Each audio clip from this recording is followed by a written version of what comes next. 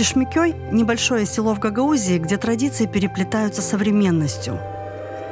Именно здесь живет и работает Инна Яну, молодая женщина, которая не только учит детей английскому языку, но и реализует международные проекты, развивающие туризм в регионе. Однако ее путь к успеху не был легким.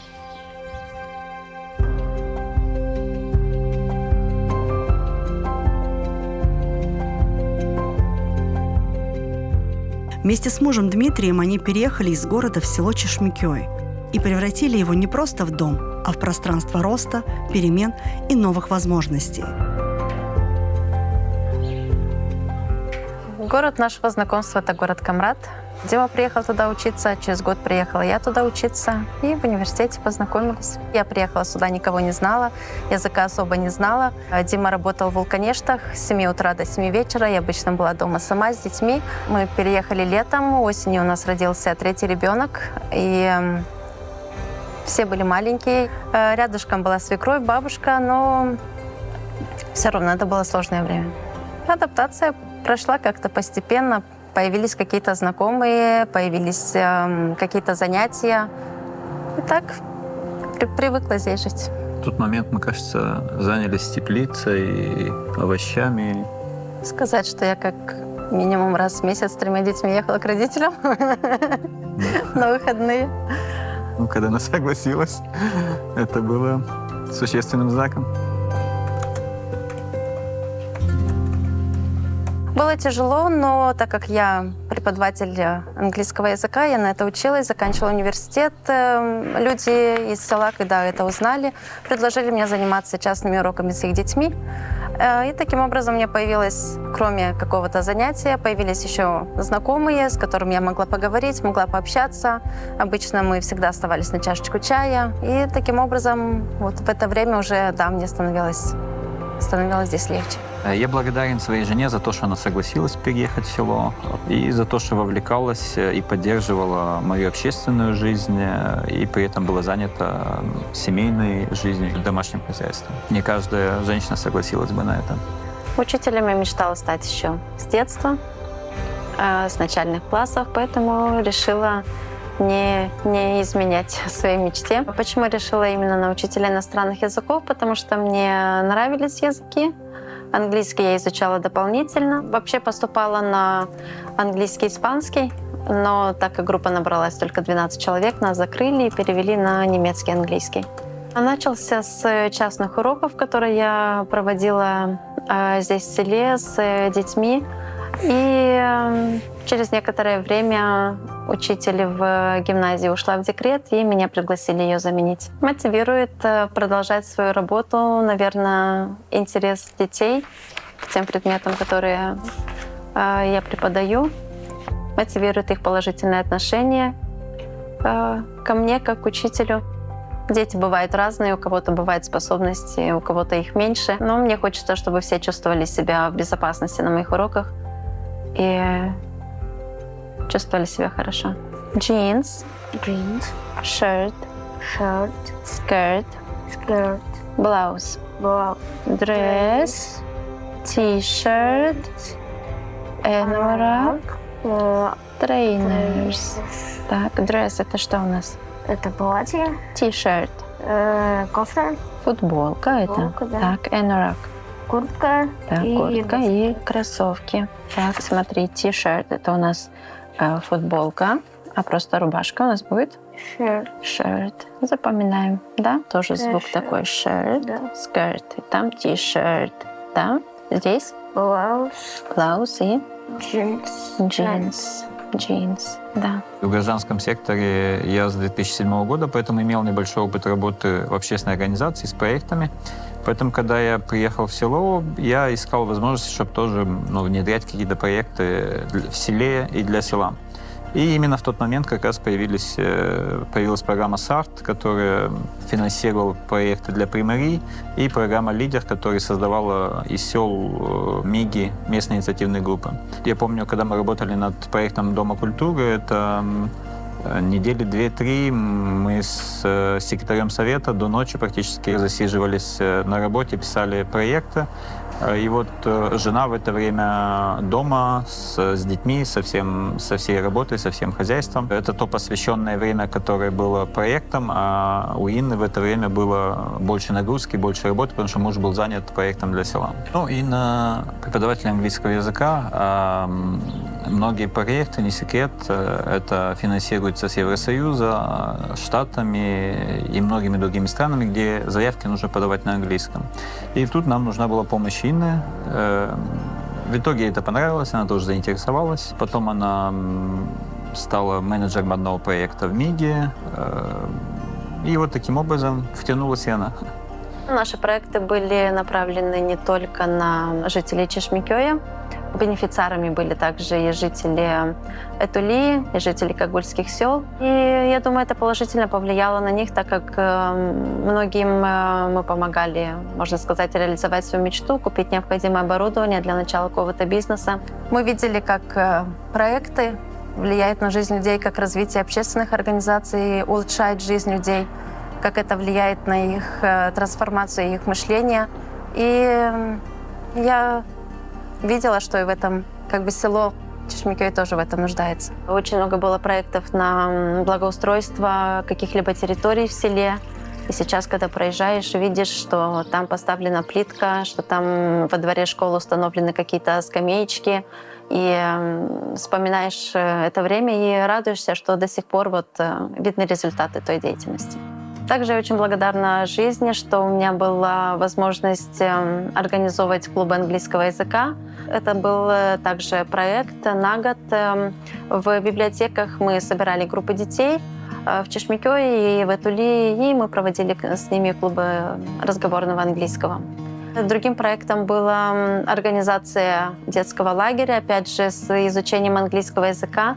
Мы арендовали лагерь в селе Этулия, нашли людей, еще преподавателей, поваров, медбрата нашли. И с этими людьми 5 дней мы проводили там с детьми, кормили их, проводили с ними уроки, игры, развлекали их. Это было тоже незабываемое время. Интересно, конечно, было, когда ты вначале объявляешь конкурс, потом ты анализируешь, не один, конечно, анализируешь заявки, которые люди отправили, потом выбираются самые лучшие проекты, потом ты помогаешь людям эти проекты реализовать. И видя, как вначале вроде бы ничего не было, и потом к концу проекта ты видишь уже результат, это, конечно же, очень вдохновляет. Она всегда поймет, всегда поддержит. Иногда я очень такой рисковый, иногда на первый взгляд могу придумать такие идеи, которые может ее шокировать. Она даже если сначала немножко испугается, повозмущается, но потом согласится и скажет, хорошо, давай сделаем. Добро пожаловать к нам в гостевой дом Херман, единственный гостевой дом у нас в Чешмекёе. Идея создания такого дома возникла сразу, как только мы зашли в этот двор для того, чтобы приобрести этот дом. Когда увидели этот отдельно стоящий домик, сразу решили, что здесь мы сможем принимать гостей, потому что такая мечта была у нас давно.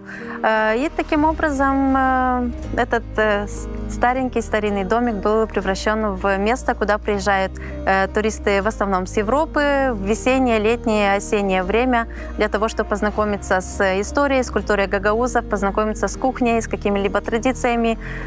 Конечно же, мы им проводим экскурсию по нашему дому, проводим экскурсию по селу, в музее и таким образом пытаемся знакомить людей с таким народом, как гагаузы, который не очень известен, может быть, в Европе.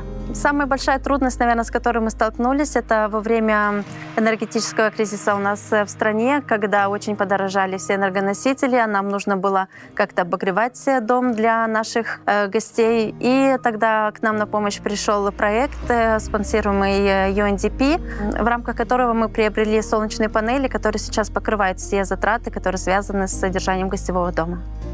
Здесь у нас комната, в которой мы принимаем наших гостей. Мы решили здесь поставить такие старые железные кровати, чтобы можно было показать людям, опять же, как жили гагаузы раньше. Но для удобства наших гостей мы приобрели на них тоже в рамках проекта матрасы повыше, для того, чтобы людям было удобнее на них спать. Зимой реже приезжают к нам гости, но иногда бывает нужно обогреть эту комнату для них. И для этого был установлен кондиционер, который также использует электроэнергию, которую вырабатывают панели. Сразу было очень много волнения, конечно же, но первые туристы, мы им очень благодарны. Это была семья из Дании, родители и 2 маленьких детей, которым мы, кроме того, что познакомили их с гагаузами, дети имели возможность покормить птицу, погладить собачку, они имели возможность собрать яйца. Для них это был очень опыт, который они искали, а мы были очень рады, что они уехали от нас довольными. Здесь у нас беседка, где наши гости принимают пищу, завтраки, обеды, ужины. По желанию мы все им готовим национальные блюда молдавской кухни, гагаузской кухни. И здесь мы организовали совсем небольшой музей под открытым небом для того, чтобы можно было рассказать нашим гостям о том быте, о той жизни, которыми жили предки гагаузов. На столе вы можете увидеть старинную лампу, которую раньше использовали для освещения. Здесь у нас фрагменты костей каких-то древних животных. Чешмекёй славится тем, что во врагах были найдены останки очень древних животных. Здесь корыто для замешивания хлеба, тоже старое, видимо, уже видно, что уже починили его и не один раз. Эта решеточка ставится сверху и накрывается сверху полотенечком тесто для того, чтобы оно могло подрасти, и чтобы можно было потом формировать хлебушек и печиво. И здесь у нас, наверное, самый старый, самый интересный и достаточно редкий экспонат. На гагаузском он называется дювень. Раньше он заменял целый комбайн.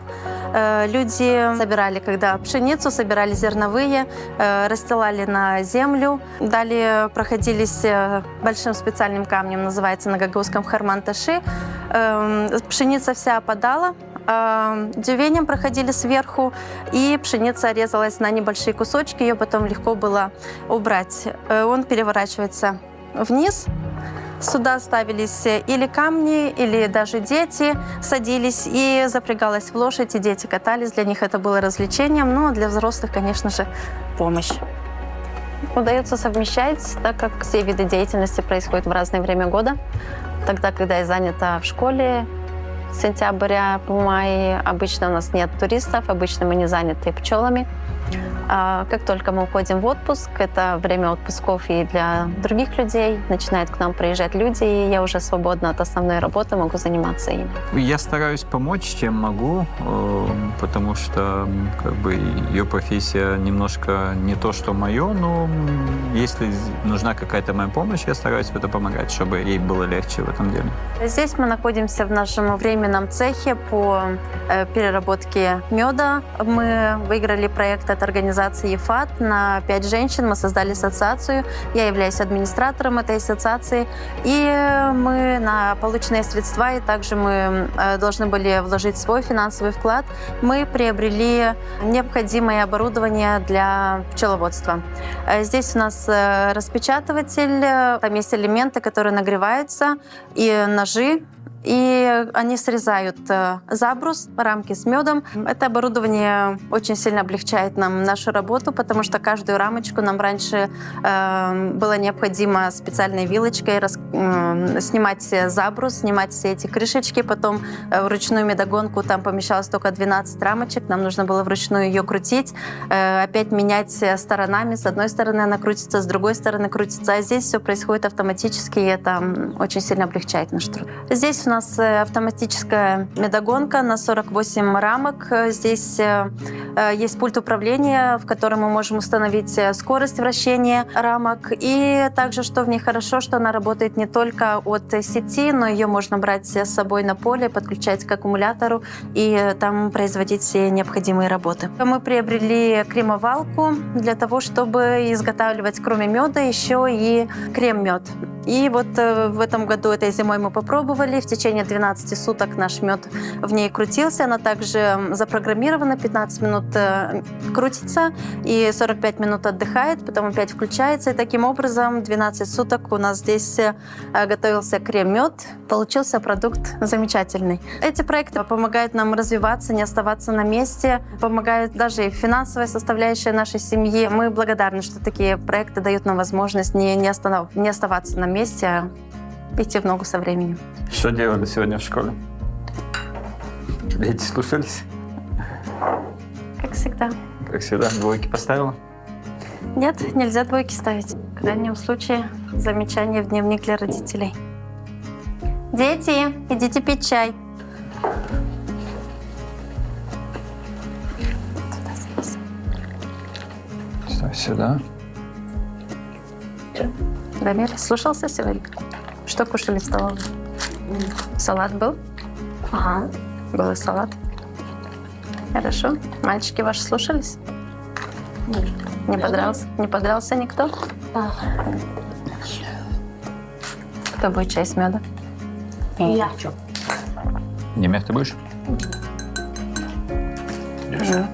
Что-то узнала о дяде Пете, когда он захотел заниматься пчелами. 5 или 4 года назад. Это начал, а когда захотел? Помнишь, что он рассказывал? С детства хотел, да? Это была его мечта детства. Стать пчеловодом, да? Как сегодня физика прошла? Проверяли домашнее задание? Нет. Новая тема была? Нет, мы просто эти задачи решали. На какую тему? А там кинетическая и потенциальная энергия. Интересно? Угу. У меня сегодня был контрольная по русскому. Сложно? Да. Тест был? Нет, изложения. Какие-то еще задания дополнительные? Нет. Успела написать? Мне нравится то, что моя мама это хорошая, умная женщина, которая всегда поддержит. В большинстве случаев она не будет пытаться тебя отговорить от чего-то, хотя может предостеречь, если ты собираешься сделать какую-то глупость. Также она разрешает мне гулять долго, я могу сидеть, играть в игры довольно хорошее количество времени. Но при этом все равно она правильно делает то, что ограничивает немного. По субботам у нас генеральная уборка. Мы вместе с мамой убираемся, разгружаем посудомойку, загружаем. Мы чистим картошку, морковку. Любим играть в морской бой, готовить блинчики, есть блинчики. Мы с мамой также любим смотреть фильмы, читать книжки. Это бабушка Неля. Это бабушка Нелина мама, бабушка Таня. Папа целое лето занимался ремонтом здесь, в доме у бабушки. Кто эти молодые люди? Это не знаю. Нет, совсем никого? Ну да.